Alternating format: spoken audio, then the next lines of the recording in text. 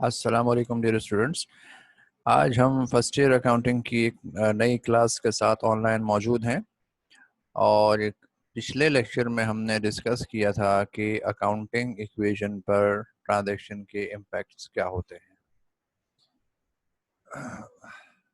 आज के लेक्चर में इंशाल्लाह हम उन्हीं एग्जांपल्स को आगे लेके चलेंगे। मुझे उम्मीद है कि पिछले लेक्चर्स को आप लोगों ने तवज्जो से पढ़ा होगा और सुना होगा।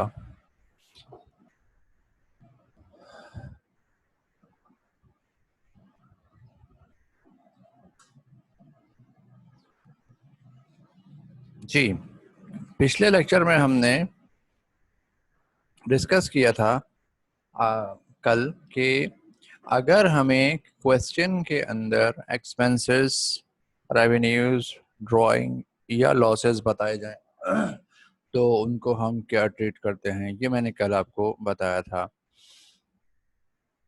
मैं ज़रा उसको दोबारा रिफ्रेश कर दूं, रिवाइज कर दूं आपको कि जब भी इनकम से रिलेटेड कोई ट्रांजैक्शन दी जाएगी उसको हम कैपिटल में प्लस करेंगे। ये तमाम चीज़ें कैपिटल में प्लस माइनस होनी है जितनी भी मैंने आपको बताई हैं। ठीक है, हम सबसे पहले क्या लेंगे, अगर नेट इनकम दी है उसको कैपिटल में प्लस करेंगे, अगर कोई एक्सपेंस पे हो रहा है उसको कैपिटल से माइनस करेंगे, अगर कोई ड्राइंग हो रही है personal drawing from the business उसको भी हम कैपिटल में से माइनस करेंगे। ये था हमारा पुराना पिछला लेक्चर। आज हम इसके ऊपर प्रैक्टिकल एक इलस्ट्रेशन करते हैं। ठीक है, अब इसमें देखिए ट्रांजैक्शन नंबर 4 तक हमने कल कर ली थी। ट्रांजैक्शन नंबर 5 पे आइए। Receive cash for the services rendered. Rendered का मतलब होता है प्रोवाइड करना, यानी हमने किसी कस्टमर को सर्विसेज प्रोवाइड की और उन सर्विसेज के बदले हमें कस्टमर ने कुछ कैश दिया। तो ये बात हमने पहले डिस्कस की थी कि हर ट्रांजैक्शन के कम से कम एटलीस्ट 2 एस्पेक्ट्स होते हैं। 2 से ज्यादा भी हो सकते हैं लेकिन एटलीस्ट कम से कम 2 होंगे। तो आप देखिए इस ट्रांजैक्शन में एक तो आपको कैश रिसीव हुआ। कैश आपका एसेट है।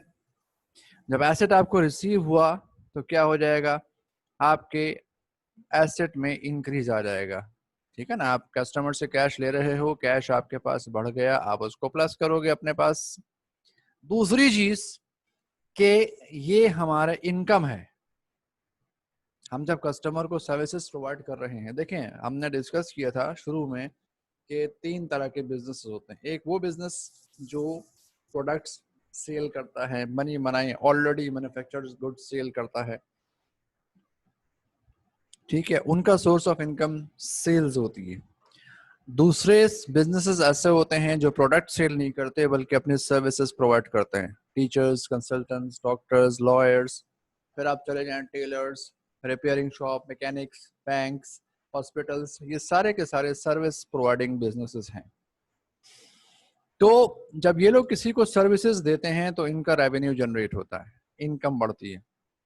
और इनकम को की ट्रीटमेंट मैंने क्या बताई आपको, इनकम को हम कैपिटल में प्लस करेंगे। तो इस ट्रांजैक्शन का इम्पैक्ट क्या हुआ कि एसेट हमारा इंक्रीज हो रहा है, कैश हमारा बढ़ रहा है, हमने उसको प्लस कर लिया, और साथ ही साथ ओनर इक्विटी भी बढ़ रही है, उसको भी हमने प्लस कर लिया अपने पास।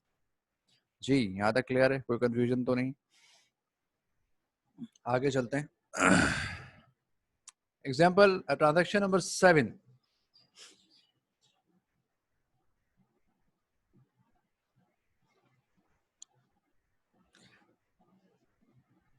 Payment of salaries to employees. Payment of salaries to employees, एक और ट्रांजैक्शन बीच में दी जिसका नंबर मिसिंग है, नहीं number 6। Paid salaries expense in cash. आपने अपने एम्प्लॉयज को सैलरी पे कर दी कैश में। तो इस ट्रांजैक्शन के जो 2 इम्पैक्ट्स हैं, डबल इम्पैक्ट हैं, वो ये है कि एक तो हम अपने एम्प्लॉयज को कैश पे कर रहे हैं, कैश हमारे बिजनेस में से डिक्रीज हो रहा है, जा रहा है। कैश डिक्रीज हुआ तो कहाँ जाएगा, हमारे एसेट क्या हो गए, डिक्रीज हो गए। तो कैश जब डिक्रीज हुआ तो कहाँ जाएगा, वो एसेट को डिक्रीज कर देगा। दूसरी चीज ये कि एम्प्लॉयज को सैलरी देना ये आपका एक्सपेंस है। जितने आप एक्सपेंसेस इनकर्ड करोगे उतना आपका खर्चा बढ़ेगा। और जब खर्चा बढ़ेगा तो क्या करेंगे, एक्सपेंस को हम क्या करते हैं, हमेशा कैपिटल में से माइनस करते हैं। तो आप देख रहे हैं इसकी ट्रीटमेंट कि हम जब किसी को एक्सपेंस पे करते हैं हमारा एसेट डिक्रीज हो जाता है, चाहे हमने कैश दिया हो या चेक के थ्रू दिया हो। कैश देंगे तो कैश हमारा एसेट है वो भी डिक्रीज हो जाएगा, और चेक के थ्रू पेमेंट करेंगे तो वो हमारा बैंक बैलेंस डिक्रीज हो जाएगा। बैंक और कैश दोनों हमारे एसेट्स हैं, दोनों सूरतों में उनमें कमी आ जाएगी और एसेट डिक्रीज हो जाएंगे, यानी माइनस हो जाएंगे। और सिमिलरली ये दोनों हमारे एक्सपेंसेस हैं, सैलरी हम पे करें, रेंट हम पे करें, कोई भी एक्सपेंस पे करें तो हम उसको कैश कैपिटल में से माइनस करेंगे। ठीक है, आगे चलिए। हमने इनकम का केस कर लिया, एक्सपेंस का केस कर लिया, अब जरा ड्राइंग की बात कर लेते हैं। नंबर 7 में लिखा हुआ विड्रू, मैंने कि ड्रॉ किया, निकाला cash from the business for personal use of the owner. Owner ने कैश, हमारे बिजनेस में से कैश निकला। ये बात हमने एंटिटी प्रिंसिपल में डिस्कस की थी कि owner is separate and distinguished from his business. Owner का ताल्लुक बिजनेस से सिर्फ कैपिटल की हद तक है, उसके अलावा ओनर का अपना एक अलग वजूद है। ओनर सेपरेट और डिस्टिंग्विश एग्जिस्टेंस है, ओनर एक सेपरेट और डिस्टिंग्विश्ड एंटिटी है। ओनर अगर अपने बिजनेस में से अमाउंट विड्रॉ करता है तो हमारे बिजनेस में इसका इम्पैक्ट क्या आएगा कि कैश हमारे बिजनेस से चला गया, कैश क्या हो गया, डिक्रीज हो गया, पहली बात। दूसरी बात कि ये जो कैश उसने निकाला है ये अपना दूसरा इम्पैक्ट उसके कैपिटल पे डालेगा। कैपिटल से हमारा उसका जो बिजनेस में शेयर था वो कम हो जाएगा, कैपिटल क्या हो जाएगा, डिक्रीज हो जाएगा। कैपिटल की डेफिनेशन क्या थी, the share of owner in the business. तो वो जब शेयर कंट्रीब्यूट कर रहा था, इन्वेस्टमेंट कर रहा था, तो वो कैपिटल बढ़ रहा था। अब जब अपना शेयर विड्रॉ कर रहा है, पैसे निकाल रहा है, तो कैपिटल क्या हो रहा है, डिक्रीज हो रहा है। तो उतना ही अमाउंट हम उसके कैपिटल से भी माइनस करेंगे, यानी हमारा कैश डिक्रीज हो रहा है, एसेट भी डिक्रीज हो रहा है, और साथ ही साथ हमारा कैपिटल भी डिक्रीज हो रहा है। यहाँ तक क्लियर है, कोई कंफ्यूजन तो नहीं है? आगे चलते हैं।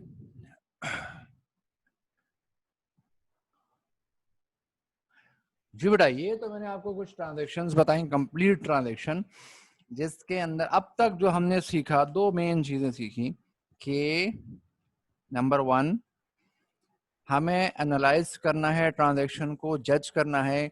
और दुनिया भर की सारी अकाउंटिंग, जो मेरा तजर्बा कहता है, दुनिया भर की अकाउंटिंग एक ही चीज है, और वो क्या है कि किसी हेड में इंक्रीज और दूसरे हेड में डिक्रीज, एक हेड ऑफ अकाउंट में इंक्रीज, दूसरे हेड ऑफ अकाउंट में डिक्रीज, या दोनों इंक्रीज या दोनों डिक्रीज, यानी इंक्रीज और डिक्रीज का गेम है अकाउंटिंग, और कुछ नहीं है।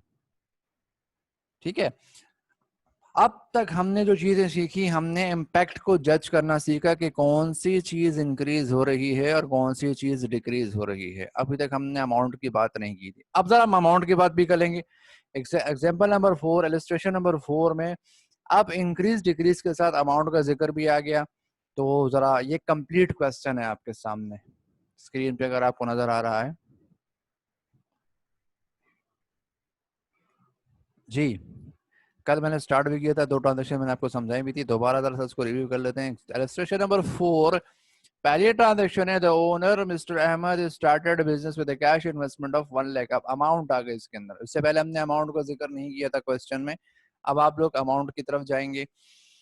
तो सबसे पहले देखिए, मिस्टर अहमद ने इन्वेस्ट किया बिजनेस के अंदर कैश 1 लाख रुपए, 1 लाख रुपए कैश इन्वेस्ट हुआ। तो एंटिटी प्रिंसिपल को ध्यान में लेकर आइए। एंटिटी प्रिंसिपल हमें ये सिखाता है कि बिजनेस का अलग वजूद है, बिजनेसमैन का अलग वजूद है। मिस्टर अहमद की पॉकेट से 1 लाख रुपए निकल रहे हैं, लेकिन हम अकाउंटिंग में ओनर को नहीं पढ़ते, मिस्टर अहमद को हम नहीं पढ़ेंगे, हम अकाउंटिंग में बिजनेस को पढ़ते हैं, बिजनेस वाला एस्पेक्ट हम देखते हैं। तो मिस्टर अहमद की जेब से तो 1 लाख रुपए निकले, लेकिन वो पैसे किसको मिले, वो हमारे बिजनेस को मिले। अहमद के पास माइनस हो गया वो कैश, और बिजनेस में आके वो कैश प्लस हो जाएगा। तो इसको अगर हम अकाउंटिंग इक्वेशन में देखना चाहते हैं कि कैसे शो करेंगे, तो आपके सामने पूरा स्क्रीन पे इसका सोल्यूशन बताया हुआ है। In this transaction the amount of asset यानी cash increases as well as the contribution of owner in capital also increases. ठीक है जी, कैश हमारे पास एसेट है वो भी बढ़ रहा है, और ओनर का जो हिस्सा है उसके बिजनेस में, ओनर का हिस्सा, the share of owner, the contribution of owner, एक ओनर जितना कंट्रीब्यूट करता है उतना उसका शेयर बढ़ता है बिजनेस के अंदर, उतना उसका कैपिटल बढ़ रहा होता है।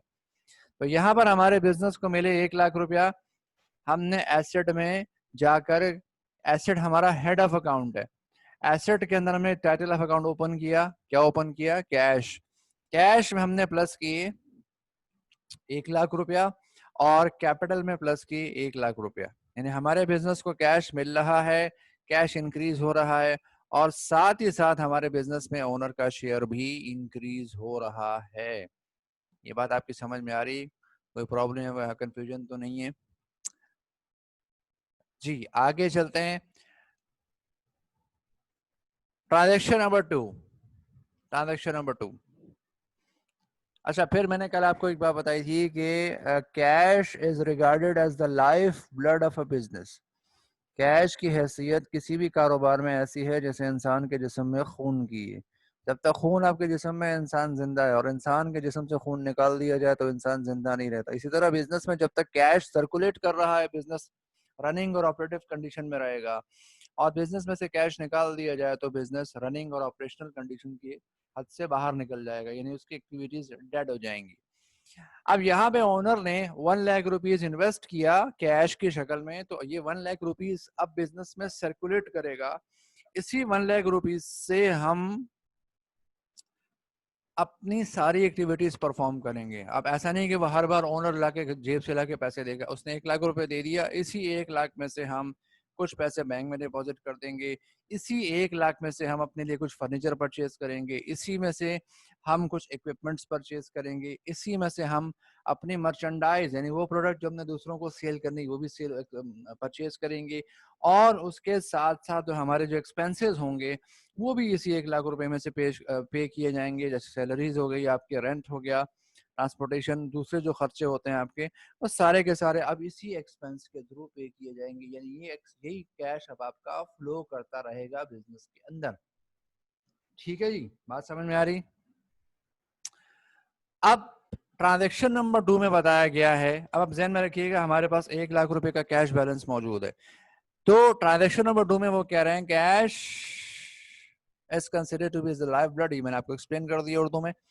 अच्छा जी, हमारे पास 1 लाख का कैश मौजूद था, ट्रांजेक्शन नंबर 2 में वो कह रहे हैं क्या, deposited cash into the bank 25,000, ये हमने कल भी एक्सप्लेन किया था कि बिजनेस में 1 लाख रुपए का कैश मौजूद था, 25,000 रुपए निकाल लिए गए उसमें से, तो हमारे पास कैश कितना बचा, कैश बचा हमारे पास 75। 1 लाख का कैश बैलेंस मौजूद था जो इन्वेस्टमेंट की थी ओनर ने, 25,000 हमने निकाल के बैंक में डिपॉजिट कर दिए, तो कैश हमारे बिजनेस में हैंड में कितना बचा, हमारे ड्रॉवर में, हमारे लॉकर में कैश बचा 75,000 का। दूसरी कंडीशन, अगर आप इसका बैंक पे, इस ट्रांजेक्शन नंबर 2 का बैंक पे इम्पैक्ट देखेंगे, तो बैंक में आपने 25,000 रुपए विड्रॉ जो डिपॉजिट कर दिए, बैंक बैलेंस आपका क्या हो गया, इंक्रीज हो गया, बैंक बैलेंस इंक्रीज हो गया और कैश आपका डिक्रीज हो गया। ठीक है, अब इस ट्रांजेक्शन के अंदर कोई उधार का लेन देन नहीं है, आपने कोई चीज उधार पे नहीं खरीदी, लाइबिलिटीज पे कोई इम्पैक्ट नहीं आया।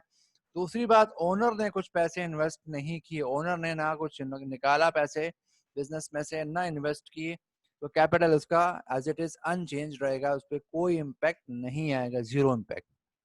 ये बात आपकी समझ में आ गई? ट्रांजेक्शन के इम्पैक्ट कहाँ कहाँ पर आए, कैश में आए और बैंक में आए। कैश हमारा डिक्रीज हो रहा है, जा रहा है हमारे पास से बिजनेस में से, और बैंक बैलेंस हमारा इंक्रीज हो रहा है। तो आखिरी बैलेंसेस क्या बचे कि कैश का बैलेंस हमारे पास बस बचा 75, और बैंक का बैलेंस हुआ 25, और कैपिटल वही पुराना 1 लाख का 1 लाख था, उसके अंदर कोई तब्दीली नहीं आई। लाइबिलिटीज पहले भी हमारे पास कोई नहीं थी, जीरो थी, अभी भी वो जीरो है। आगे चलते हैं, ट्रांजेक्शन नंबर 3 क्या कह रहा है ये के परचेज फर्नीचर फॉर कैश, हमने अपने बिजनेस के लिए कैश पे फर्नीचर खरीदा। ठीक है, लेन देन को पहचाने, सबसे पहले ट्रांजैक्शन में गिव एंड टेक किस चीज का हुआ, हमने अपने बिजनेस के लिए फर्नीचर परचेज किया, फर्नीचर हमारा एसेट है, हमारे बिजनेस में आ रहा है, तो क्या हुआ, फर्नीचर हमारे पास बढ़ेगा, इंक्रीज करेगा, और हमने दुकान वाले को 12,000 रुपए का कैश पे कर दिया, तो कैश हमारे पास से जा रहा है वो डिक्रीज हो जाएगा। तो हम इसको अकाउंटिंग इक्वेशन में कैसे शो करेंगे, इसको जरा देखिए।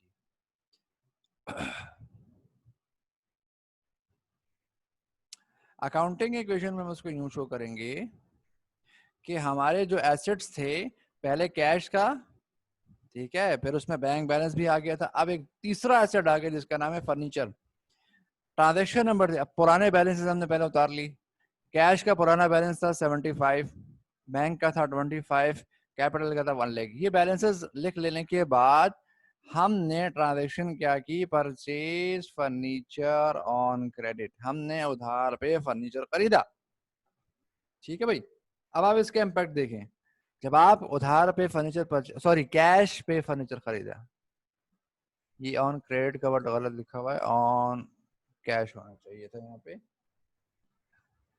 हमने कैश पे फर्नीचर परचेज किया, तो कैश हमारे पास से जा रहा है, उसको हम क्या करेंगे, माइनस में लिखेंगे, माइनस के 12,000 हो जाएंगे।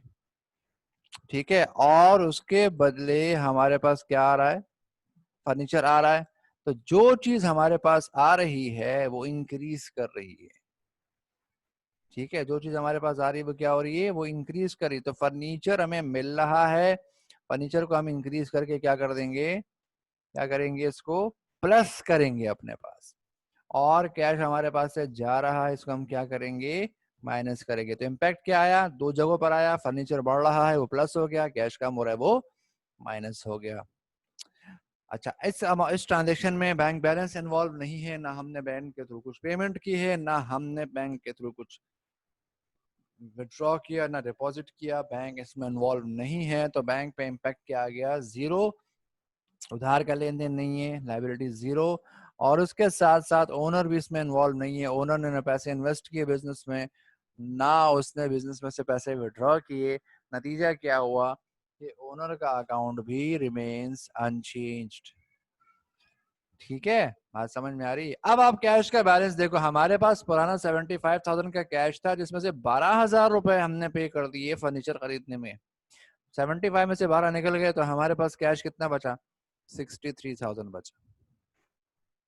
ठीक है, बैंक बैलेंस 25 था, उसमें कोई तब्दीली नहीं है, नो चेंज। इस ट्रांजेक्शन में उसमें कोई तब्दीली नहीं है। तो 25,000 पहले के थे, अभी भी एज इट इज वो 25 ही रहेंगे, चेंज नहीं आया। फर्नीचर हमारे पास पहले नहीं था, हमने खरीदा अभी है। तो पहले फर्नीचर हमारे पास 0 रुपीज का था, अब हमने 12,000 का फर्नीचर परचेज कर लिया। अब हम कहेंगे कि हमारे पास 12,000 का फर्नीचर भी मौजूद है। लाइबिलिटीज पहले भी हमारी जीरो थी, अभी भी जीरो है। कैपिटल, ओनर ने कुछ पैसे मजीद इन्वेस्ट नहीं किए, ना विड्रॉ किए।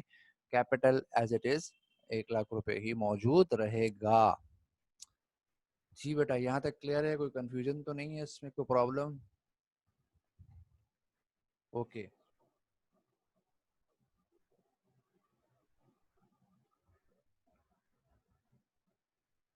आगे चलते हैं अगले ट्रांजेक्शन की तरफ। ट्रांजेक्शन नंबर 4 जो सवाल की थी कि purchase equipment on credit 2 lakh रुपए से। क्या लिखा हुआ है, purchase equipment on credit 2 lakh रुपए से। 2 लाख रुपए का उसने इक्विपमेंट खरीदा। अब इसमें एनालाइज कर हम क्या कर रहे हैं, एक इक्विपमेंट परचेज कर रहे हैं, और इक्विपमेंट हमारे लिए क्या है, इक्विपमेंट हमारे लिए एक एसेट है। और ऑन क्रेडिट का मतलब मैंने क्या बताया था, ऑन क्रेडिट या ऑन अकाउंट का मतलब अभी आपने इसके पैसे नहीं दिए, बाद में देंगे, यानी उधार पे खरीदा आपने इसको, उधार खरीदा, पैसे अभी नहीं दिए, तो इसको हम एक नाम देते हैं अकाउंट्स पेबल। और ये हमारे लिए लाइबिलिटी बनेगी। हमने एसेट तो परचेज कर लिया, इक्विपमेंट तो खरीद लिया, लेकिन उसके पैसे हम बाद में देंगे, इसका नाम होगा फिलहाल अकाउंट्स पेबल। बात समझ में आ रही है? अच्छा, फिर मैंने आपको बताया था कि अकाउंट्स पेबल की हैसियत एक बर्डन की तरह होती है, हमने लास्ट लेक्चर्स में डिस्कस किया था। और जितना आप उधार पे चीजें खरीदेंगे, आपके ऊपर बर्डन ऑफ लाइबिलिटी इंक्रीज करता रहेगा। लाइबिलिटी इंक्रीज होगी जब आप क्रेडिट पे परचेजिंग करेंगे या क्रेडिट पे एक्सपेंसेस करवाएंगे। ठीक है, तो यहाँ पे जो इम्पैक्ट आएगा वो कुछ यूं आएगा कि हमने एक इक्विपमेंट खरीदा उधार पे, नतीजा क्या हुआ कि एक चौथा एसेट हमारे एसेट की फहरिस्त में ऐड हो गया। हमारे एसेट्स पहले 3 थे, कैश था, बैंक बैलेंस था और फर्नीचर था। अब उसके अंदर हमने इक्विपमेंट भी खरीद लिया, तो हम एसेट के अंदर एक और कॉलम का, एक और रिकॉर्ड का इजाफा कर देंगे जिसका नाम होगा इक्विपमेंट। ये हमारे एसेट्स हैं, याद रखिए। ठीक है, ये सारे के सारे हमारे क्या हैं? ये सारे के सारे हमारे एसेट्स हैं। अब एसेट्स को हमने सबसे पहले उनका पुराना बैलेंस ब्रॉट डाउन लिखा। कैश का बैलेंस कितना था? 63, वो हमने यहाँ पे लिख दिया 63। बैंक का कितना था? 25, वो हमने दोबारा लिख दिया 25। फर्नीचर कितना था? 12,000, हमने दोबारा 12,000 लिख दिया। इक्विपमेंट पहले हमारे पास नहीं था, रिकॉर्ड में 0 था। ठीक है, अब इसके ट्रांजेक्शन के बैलेंसेस लिख लेने के बाद इसका तरीकाकार ये होता है कि हम पहले पुराने बैलेंसेस को लिखते हैं, उसके बाद ट्रांजेक्शन का इम्पैक्ट यहाँ डालते हैं। तो यहाँ पे आप देखिए कि हमारे पास पुराने बैलेंसेस कितने थे, वो मैंने लिख दिए 63, 25, 12 और 0, 0 एंड 1 लाख। ये बैलेंसेस लिखने के बाद फिर मैंने न्यू जो ट्रांजेक्शन हो रही है, करंट ट्रांजेक्शन जो हो रही है, उसको मैंने लिखा कि परचेज मर्चेंडाइज ऑन क्रेडिट, उधार पे सामान खरीदा। उधार पे खरीदा, कैश तो इसमें इन्वॉल्व ही नहीं है, कैश का तो इसमें लेन देन ही नहीं है। नतीजा क्या हुआ? कैश पे कोई इम्पैक्ट इसका नहीं आएगा। कैश का इम्पैक्ट क्या हो जाएगा? इसमें 0 रहेगा। इसी तरह ये पैसे हमने बैंक के थ्रू पे नहीं किए तो बैंक बैलेंस भी इसमें इन्वॉल्व नहीं है, कोई इम्पैक्ट नहीं आएगा। तीसरी बात, फर्नीचर तो इसमें लेन देन इस गिव एंड टेक में इन्वॉल्व नहीं है, उस पर भी 0 इम्पैक्ट आएगा। अब इम्पैक्ट कहाँ पर आएगा? इक्विपमेंट हमने खरीदा, हमें एसेट मिला, एसेट में हमारा इजाफा हो जाएगा। जितने हम एसेट्स परचेज करेंगे उतने हमारे एसेट्स में इंक्रीज आएगा। हमने यहाँ पर इक्विपमेंट को ऐड कर लिया 20,000 रुपए से। दूसरा इम्पैक्ट कि ये हमने उधार पे खरीदा है। उधार एक बोझ है, एक बर्डन है। जितना आप उधार पे सामान खरीदेंगे आपका बर्डन ऑफ लायबिलिटी इंक्रीज करेगा, और ये जब इंक्रीज करेगा तो उसको हम प्लस करेंगे अपने पास। आखिरी चीज, कैपिटल पे इसका इम्पैक्ट नहीं। कैपिटल का इम्पैक्ट आता है जब हमारा बिजनेसमैन इन्वेस्टमेंट करता है, या हम कोई इनकम जनरेट करते हैं, या हम कोई एक्सपेंसेस पे करते हैं, या लॉस होता है, या फिर जब वहां से पर्सनल ड्राइंग होती है। उसके अलावा कैपिटल इसमें इन्वॉल्व नहीं होता। तो हमने इस ट्रांजेक्शन का इम्पैक्ट इस लाइन में शो कर दिया। ठीक है, अब इसका दोबारा बैलेंसेस ले लो। कैश हमारा 63 था, इस ट्रांजैक्शन में उसमें तब्दीली नहीं आई, तो एज इट इज पुराना नया बैलेंस कितना हो जाएगा? 63। बैंक पुराना बैलेंस 25 का था, उसमें कोई तब्दीली नहीं आए तो नया बैलेंस एज इट इज 25 का हो जाएगा। फर्नीचर हमारा 12,000 का था, इस ट्रांजेक्शन में ना वो इंक्रीज हुआ ना डिक्रीज, एज इट इज 12,000 रुपए। फर्नीचर के बाद इक्विपमेंट है जो हमारे पास 0 था, अब हमने 20,000 का खरीद लिया, तो अब हमारे पास 20,000 रुपए इक्विपमेंट की मद में भी मौजूद हैं। लाइबिलिटीज हमारे पास पहले 0 थी, कोई लाइबिलिटी नहीं थी, लेकिन अब 20,000 का इक्विपमेंट उधार पे खरीद लेने के बाद हमारी लाइबिलिटी 20,000 रुपए की हो चुकी है, और capital as it is 1 lakh रुपए का मौजूद है। ठीक है बेटा, 1 2 3 ट्रांजेक्शन्स कर लेने के बाद कैलकुलेटर पे ना हम इसको, ये एक इक्वेशन है, याद रखिएगा। इक्वेशन क्या होती है? Asset equals to liabilities plus capital. याद रखिएगा, हर स्टेप पे ये इक्वेशन बैलेंस्ड रहेगी। अगर मैं इस स्टेप पे बैलेंस करना चाहता हूं तो इक्वेशन के इस तरफ क्या है? एसेट्स हैं, ये सारे एसेट्स है चारों, इनकी जो टोटल अमाउंट है वो इक्वल होगी इक्वेशन के दूसरी साइड पे मौजूद लायबिलिटीज और कैपिटल के टोटल के अमाउंट के बराबर होगी। हर स्टेप पे होगी, हर ट्रांजेक्शन के बाद और हर ट्रांजेक्शन से पहले ये तमाम अमाउंट आपस में इक्वल होंगी। एक एक्सपेरिमेंट कर लेते हैं, देखते हैं इक्वल है या नहीं है। ऐड करें, इक्वेशन के लेफ्ट हैंड साइड पे एसेट्स हैं, एसेट्स को टोटल कर लेते हैं 63। कैलकुलेटर आपके हाथ में होना चाहिए, अब कैलकुलेटर का इस्तेमाल भी आ जाएगा। 63 प्लस 25 88,000 हो गए, प्लस 12 1 लाख हो गए, और प्लस 20। इक्वेशन के लेफ्ट साइड पे जो एसेट्स है उनकी अमाउंट है 1,20,000, जिनको मैंने यहाँ पे हाईलाइट किया हुआ है। इक्वेशन के राइट साइड पे दो चीजें हैं, लाइबिलिटीज प्लस ओनर इक्विटीज। ये 20,000 की लाइबिलिटीज और 1 लाख रुपए का कैपिटल, तो मिला के ये भी 1,20,000 है। इक्वेशन आपकी हर ट्रांजेक्शन के ऊपर बैलेंस रहेगी। ठीक है, आप इससे ऊपर भी ट्रांजेक्शन को चेक करें, 63, 25, 88 और 12, 1 लाख रुपए के एसेट्स थे, लेफ्ट साइड पे एसेट्स थे। और उनका जो लाइबिलिटीज और कैपिटल का सम वो भी 1 लाख रुपए आ रहा। तो हर स्टेप पे आपकी इक्वेशन बैलेंस चलेगी और सबसे आखिर में भी बैलेंस ही होगी इंशाल्लाह। जी बेटा, यहाँ तक बात समझ में आ रही है या नहीं आ रही? कोई कंफ्यूजन तो नहीं? Okay, next transaction number 5। Transaction number 5 में वो हमें कह रहे हैं कि भाई purchase merchandise for cash, purchase merchandise for cash. अब ये ट्रांजेक्शन हमें ऊपर दी है सवाल के अंदर। अच्छा, सबसे पहले तो ये बताएं मर्चेंडाइज किस चीज को कहते हैं, ये मैंने आपको एक्सप्लेन किया, सबको पता है। मर्चेंडाइज का मतलब होता है वो प्रोडक्ट जो हम इस इंटेंशन के साथ परचेज करते हैं कि हम आगे इसको किसी को सेल करेंगे। यानी हमारी जो बिजनेस गुड्स होती हैं जो हम अपने बिजनेस में रखते हैं, वो तमाम चीजें जो हम खरीदते हैं इस नियत से कि हम इसको बाद में जाके किसी कस्टमर को बेचेंगे, तो वो कहलाती है मर्चेंडाइज। आसान लैंग्वेज में यूँ कहना चाहिए, जिस चीज का हम बिजनेस करते हैं, जो हमारे बिजनेस की प्रोडक्ट्स होती हैं उसको मर्चेंडाइज कहते हैं। ठीक है, जैसे मैंने मेडिकल स्टोर की बात की थी, मेडिकल स्टोर के अंदर मैं मेडिसिन बेचता हूँ, मैं एक ओनर हूँ, तो मेडिसिन को मैं खरीदता हूँ और बेचता हूँ, तो मेडिसिन मेरे लिए क्या होंगी, मर्चेंडाइज होंगी मेडिकल स्टोर के अंदर। या मेरा जनरल स्टोर है मैं उसके अंदर तमाम किचन आइटम्स सेल करता हूँ। ठीक है, तमाम डोमेस्टिक आइटम सेल करता हूँ, आटा, चीनी, दाल, चावल, घी, तेल, शैम्पू, साबुन, ये तमाम चीजें मैं खरीद के बेचता हूँ, तो इसको टेक्निकली हम क्या नाम देंगे, मर्चेंडाइज का नाम देंगे। तो मर्चेंडाइज को पहले हम खरीदते हैं फिर बेचते हैं। ठीक है, और मर्चेंडाइज हमारा एसेट है। तो आप देखिए इसमें ये कह रहे हैं कि purchase of merchandise for cash, आपने मर्चेंडाइज खरीदी, यानी मर्चेंडाइज जिस तरह इक्विपमेंट आपका एसेट है, मर्चेंडाइज भी आपका एसेट है। मर्चेंडाइज आपने खरीदी, मर्चेंडाइज के लिए हमने एसेट के अंदर एक और कॉलम का इजाफा कर दिया। पहले हमारे पास 4 एसेट्स थे, कैश, बैंक, फर्नीचर, इक्विपमेंट, अब हमारे पास मर्चेंडाइज भी आ गया। ठीक है, तो हमने मर्चेंडाइज का कॉलम भी ऐड कर दिया, मर्चेंडाइज का कॉलम ऐड कर दिया। ठीक है, मर्चेंडाइज हमारा एसेट है। हमने मर्चेंडाइज 23,000 की खरीदी है और कैश पे खरीदी है। मर्चेंडाइज हमारे पास आ रही हैं, खरीद रहे हैं, दो चीज आ रही है, बढ़ रही है, उसको हम प्लस कर रहे हैं, और कैश हम दुकान वाले को पे कर रहे हैं, कैश हमारे पास से जा रहा है, उसको हम अपने पास से माइनस कर देंगे। ये थी ट्रांजेक्शन नंबर 5। अब इसके बाद इसका बैलेंस लें। कैश हमारे पास 63,000 का था, 23 हमने पे कर दी मर्चेंडाइज खरीदने में, तो बचे कितने, 40,000 का कैश बचा। बैंक बैलेंस इस ट्रांजेक्शन में इन्वॉल्व नहीं है, एज इट इज 25,000 का बैलेंस आया। फर्नीचर इसमें इन्वॉल्व नहीं है, एज इट इज 12,000 का पुराना बैलेंस आ गया। इक्विपमेंट 20,000 का था, इन्वॉल्व नहीं है, तो एज इट इज 20 का आ गया। और मर्चेंडाइज पहले हमारे पास नहीं थी, अब हमने 23 की परचेज कर ली है, तो इसका बैलेंस कितना हो गया, 23,000 रुपीज हो गया। Liabilities plus accounts payable.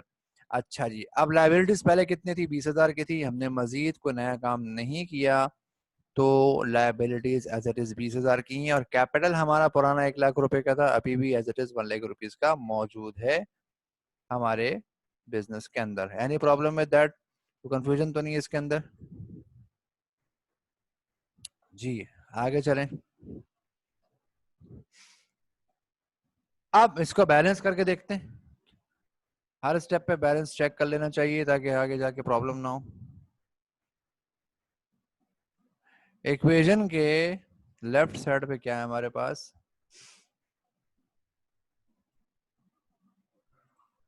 4 acids हैं, 5 एसिड्स हैं रादर, इन सबको ऐड करें।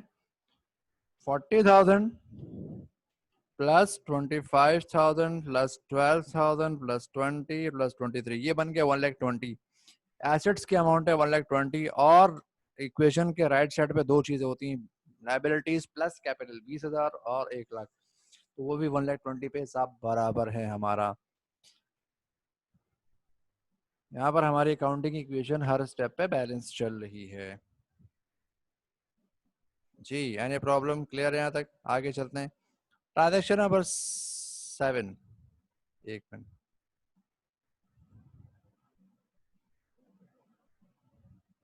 जी बोलें, क्या क्वेश्चन आपका, टाइप करें।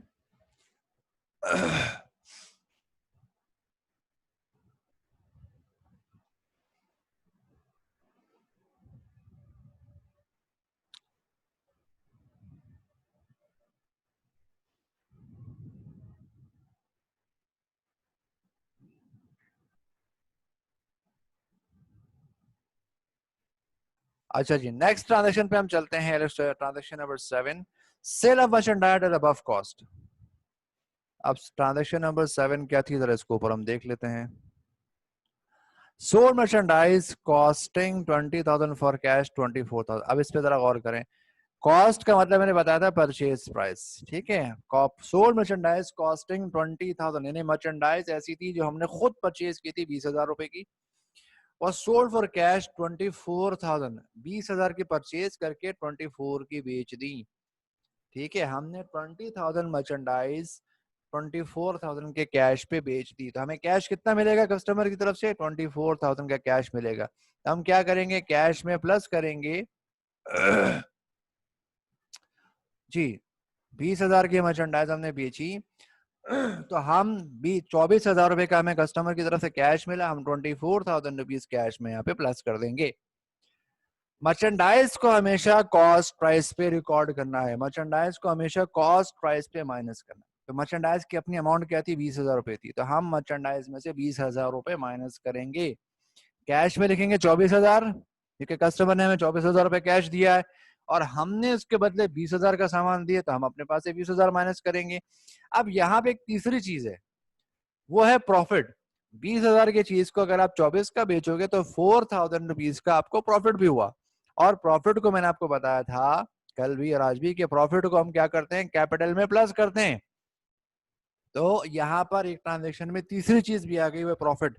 तो इसके 3 इम्पैक्ट आ रहे हैं, इस ट्रांजेक्शन के 3 इम्पैक्ट आ रहे हैं। पहला इम्पैक्ट, हमें कस्टमर की तरफ से कैश मिल रहा है, हमने कैश में प्लस कर लिया उसको। दूसरा इम्पैक्ट क्या आ रहा है कि हम अपनी प्रोडक्ट सेल कर रहे हैं कस्टमर को, हमने उसको मर्चेंडाइज को माइनस कर दिया। और तीसरा इम्पैक्ट क्या है कि